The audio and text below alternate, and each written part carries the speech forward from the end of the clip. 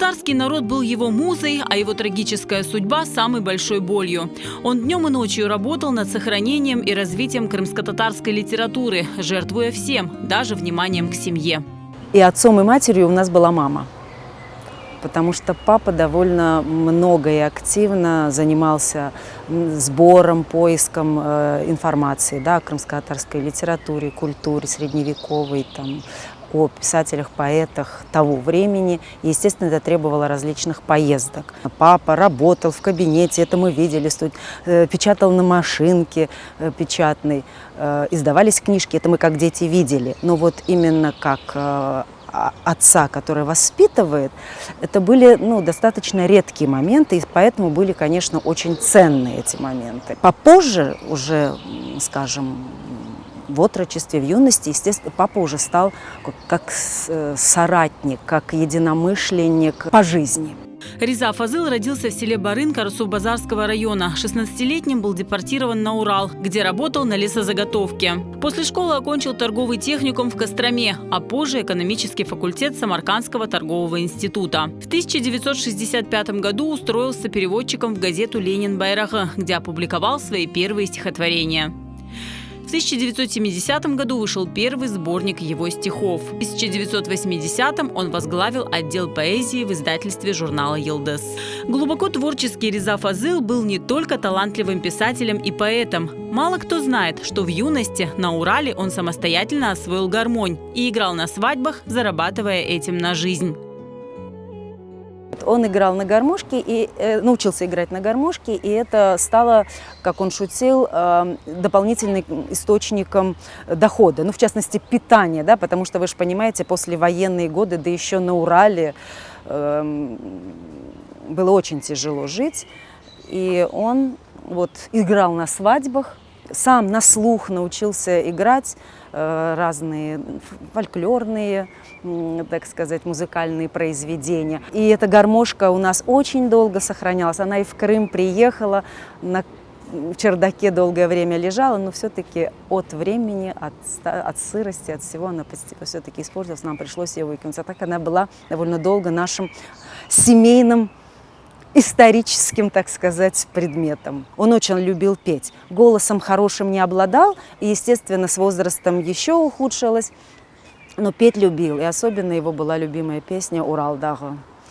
Это прям, когда он пел, и он плакал, и мы плакали. По рассказам дочери, свой день рождения Риза Фазыл не отмечал, и на то были причины. Его день рождения мы не отмечали, потому что долгое время он сам, ни Битам не знали, не помнили точно его день рождения. Битам говорила, бабаң не вақыт оқумаға кетті, а у них Карбабам был учителем, и раз в несколько лет были курсы повышения квалификации. Поэтому он периодически уезжал. Естественно, это были уже каникулярные, да, периоды. Не могла она точно вспомнить день. Год помнила, 1928. Только вернувшись в Крым, написав заявку в архив, он получил документ о том, что он родился 30 мая 1928 года. Вот так мы только здесь, в Крыму, узнали. И поэтому только в Крыму мы начали, скажем так, отмечать этот день рождения, причем в достаточно узком кругу. И только в юбилейные даты проводили два. Вернувшись в Крым, Риза Фазыл совместно с имамом Абдульваитом Сахтара перевел на крымско-татарский язык сборник «Буйрыңыз дувага» и Коран.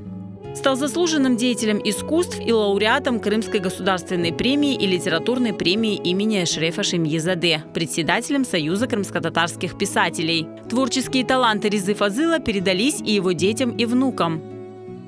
Если бы по-другому сложилась историческая ситуация, возможно, папа был бы реализован совсем в других, но тоже творческих направлениях, потому что он всю жизнь любил и музыку, и театр. И этот творческий потенциал папы передался по наследству и детям, и внукам, особенно детям моего старшего брата. Сын у него музыкант, а дочь актриса нашего крымско-татарского театра Нияра Минжитова. Реза Фазыл стал автором и составителем нескольких десятков книг. Писал неутомимо и с большим энтузиазмом, даже в последние дни жизни. Активно занимался творческой и общественной деятельностью. Его не стало в 2016-м. Не осуществил все, что задумал. Когда он умер, у него вот на столе осталось 4 незаконченных работы. Это были работы составительского характера, были работы религиозного характера. Вот они остались незаконченными. И, естественно, у меня есть цель какие-то работы самой завершить, какие-то с помощью других людей, компетентных в этих областях, завершить и все-таки издать.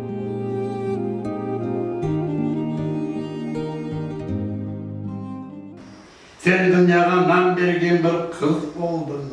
Avrupa'nın kokunda bir yıldız oldun. Sağı mavi tüs bayrakını köterip, öz halkına, vatanına sarıp kaldın. Bütün halkın hayırlayımız seni biz. Bitmez olur sana kızım sevgimiz. Yaşa kızım, yaşa dünya durunca. Halk özünün serbestliğin bulunca.